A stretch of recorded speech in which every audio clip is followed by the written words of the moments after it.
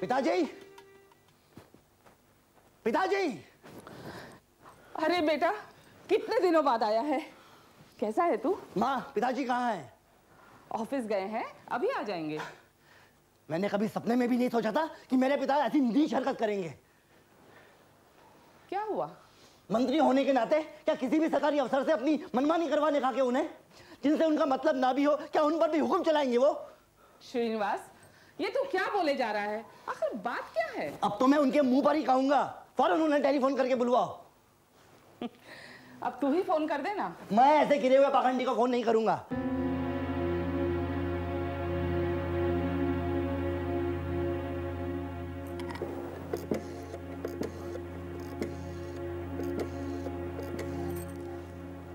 Hello Srinivas, पता नहीं क्या क्या बोले जा रहा है, मुझे तो डर लग रहा है। हाँ, जल्दी आ जाइए।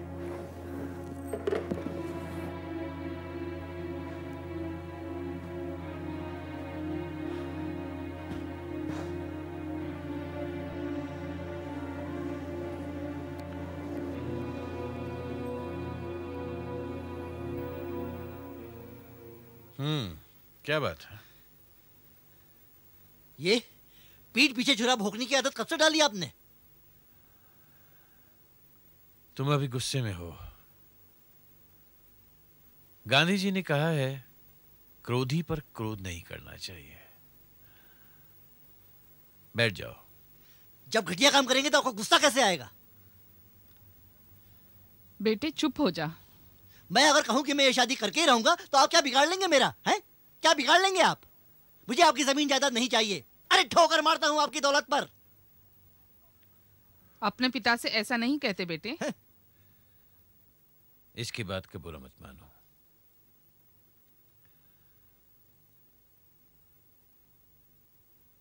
बेटा, मैं जो कुछ भी कर रहा हूं तेरी भलाई के लिए कर रहा हूं। आप क्या भलाई करेंगे मेरी? आपका ये अहिंसापन, ये सच्चाई की बातें सब ढकोसला है।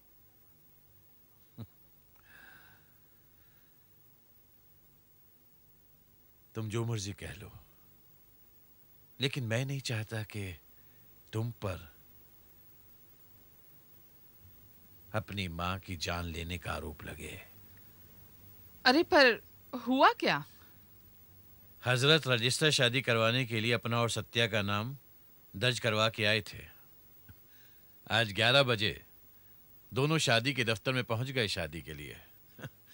मैंने पहले से ही कह दिया था कि ये शादी ना होने दी जाए, कम से कम 4 दिन ठहर जाएं। बस इसी बात से नाराज है। बेवकूफ को इतना भी मालूम नहीं कि इस तरह से चोरी छुपे शादी करने से मां बाप पर क्या गुजरेगी। मैं तो खैर झेल जाता, लेकिन तेरी मां, हां, तुम तो शर्तिया ही आत्महत्या कर लेती ना। हाँ? नहीं, तू उस छिनाल से शादी करने गया था? आज नहीं तो 4 दिन बाद सही मैं ये शादी करके रहूंगा। देखता हूं तुम लोग क्या करते हो।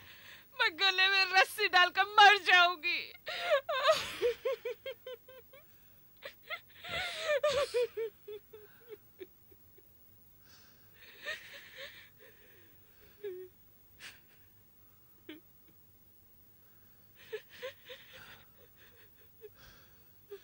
राज्य में अकाल पड़ा हुआ है। मंत्रिमंडल की बैठक चल रही है।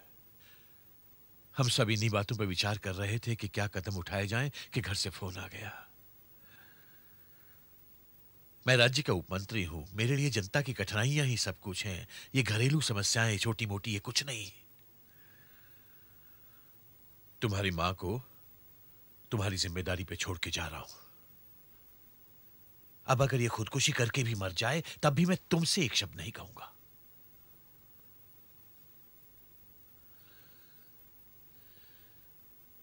जन्म देने वाली मां को मारने के लिए ही जन्म लेता है बेटा।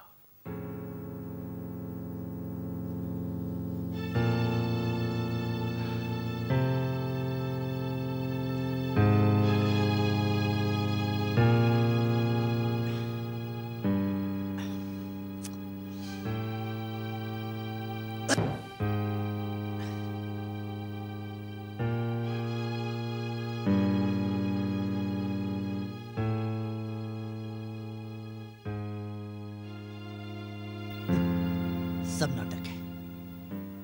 इन्हें बच्चों की आशा आकांक्षाओं से कोई मतलब नहीं। पिताजी भी माँ की तरफ हो गए। दोनों की मिली भगत है। दोनों मेरे ही गले में फंदा डलवाना चाहते हैं। लेकिन मां सचमुच में तो कुछ नहीं कर बैठेगी। आखिर है तो कूड़ मगज गंवार औरत। क्या मुसीबत है।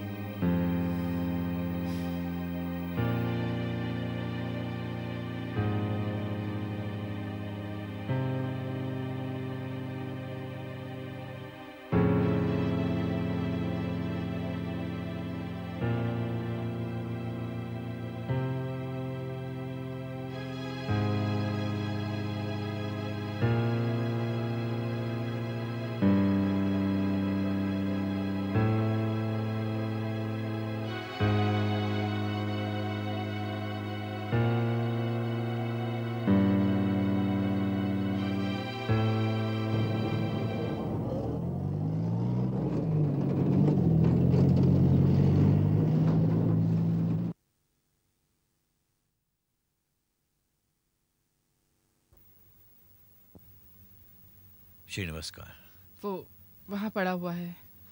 अब क्या होगा? परेशान मत हो, सब ठीक हो जाएगा।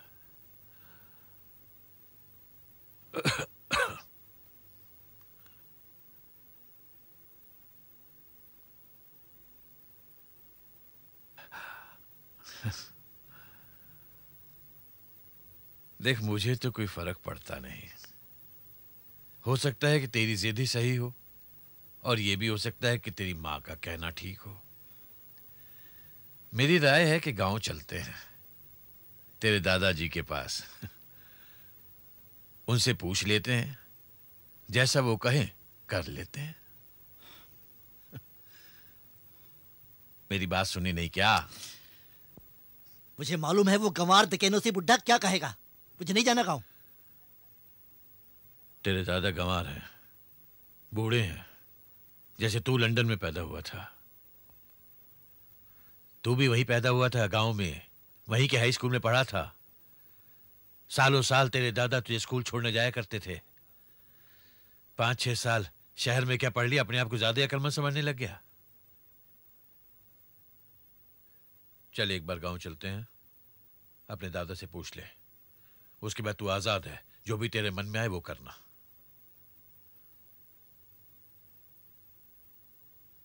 चल चल के खाना खा लेते हैं, उसके बाद अभी गांव के लिए निकल पड़ते हैं।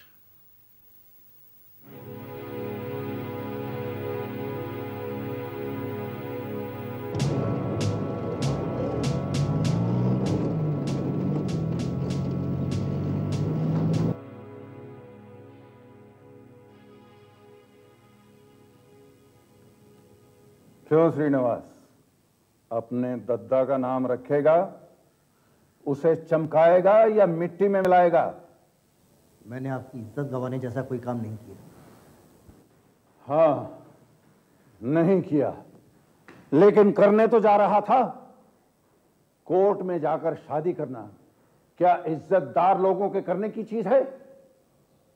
स्वधर्मे निधनम श्रेय। हमारा जो धर्म है उसी में शादी करनी चाहिए।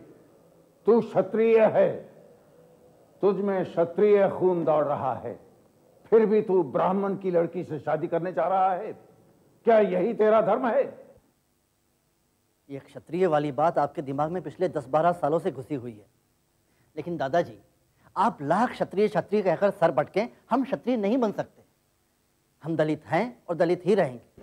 सुना बेटा, उस शेर के बच्चे को हम क्या कहेंगे जो अपने आप को कुत्ते का पिल्ला समझता हो? हम गांव के पटेल हैं, गांव भर में हमारी जमीनें हैं। जिधर से हम गुजर जाते हैं लोग रास्ता छोड़ देते हैं। भगवान की दी हुई इज्जत और शान को कबूल ना करना बेवकूफी है, समझाओ। दादाजी, जमींदारी, पटेलगिरी ये सब इस जमाने में नहीं चलता। अब सब बराबर है। आज के जमाने में गुण और काबिलियत देखकर इज्जत दी जाती है, जात पात देखकर नहीं। ये सब झूठा घमंड है। झूठा घमंड है?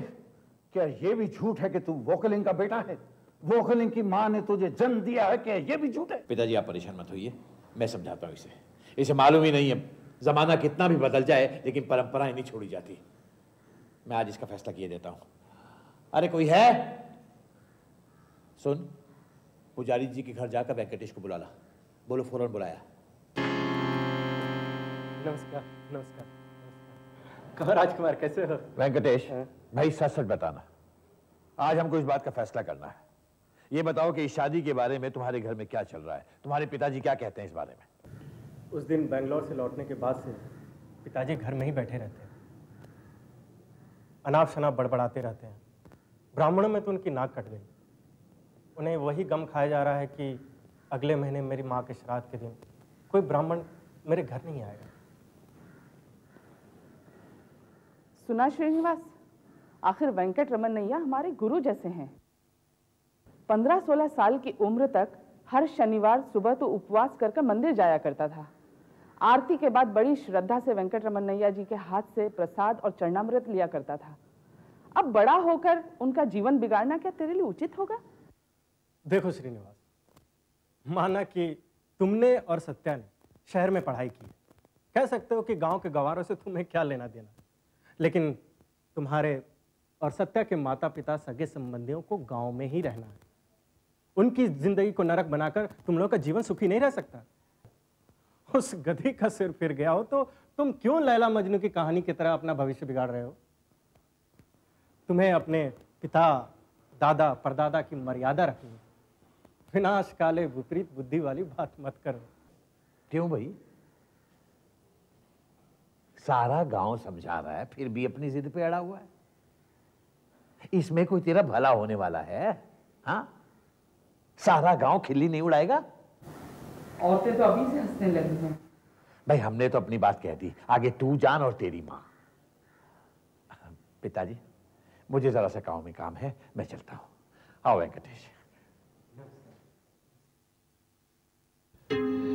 बोर्डिंग गप्पा के चुनाव में सिर्फ 8 दिन बाकी रह गए हैं।